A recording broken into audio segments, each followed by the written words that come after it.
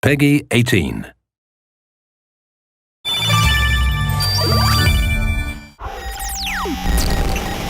Your freedoms can only be protected if democracy thrives.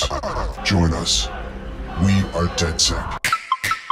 The motivation we were interested in for our main character and for the Dedsec crew is hacktivism. Dedsec has always been a hacker group that was trying to achieve social objectives. That's central to what our characters are trying to achieve in the game.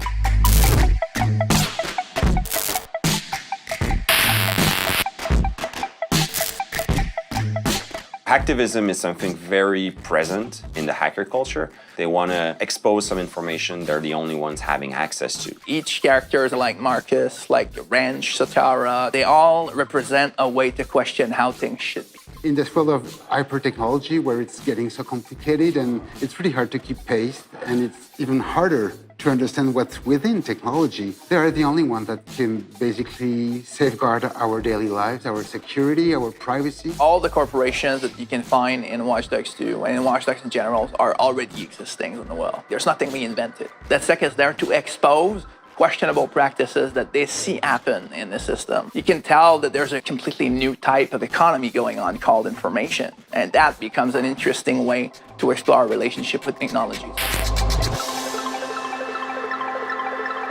We wanted to treat with respect our subject matter, and for that we needed help. Hackers are really open, they share the information. We had a lot of help from the community itself. A hacker is no longer associated with somebody that's in his basement, like with the dark mood behind his laptop and just trying to break out like a firewall or something like that. It's way more larger right now. The hacker culture is like a collection of subculture all gathering together. We're working with really smart consultant hackers who validate all our scripts, all of our gameplay mechanics, and suggest to us how we can tweak them to make them match what's possible in the real world. And it goes as far as, what kind of script could be used, what kind of words should be used, how various characters should talk about it, and how it would actually be possible to do those things in the real world.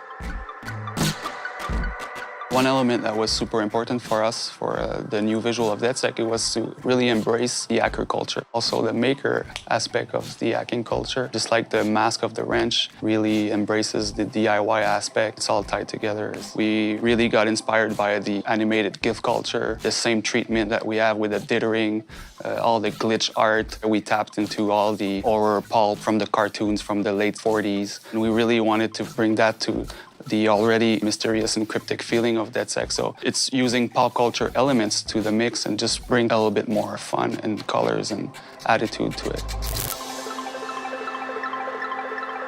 Yes, it talks about hacking and technology, but it's also fun. And we wanted to create a game where even though we're talking about serious topics, we're not taking ourselves too seriously.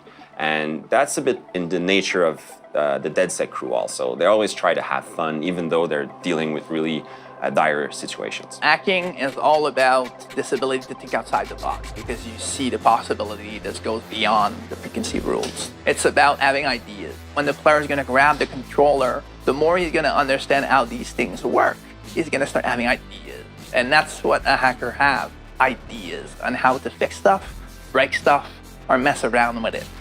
The state of mind of Watch Dogs is simply educating people and at the same time having fun with it. These connections can create pretty fun mechanics, and that's why we're here for, and that's why we chose that subject matters, because not only it's interesting and it's relevant, but it's also pretty fun to mess around with. I'm interested in hackers saying that we've respected the culture that we're exploring, but I'm mostly interested in them saying they had fun playing the game.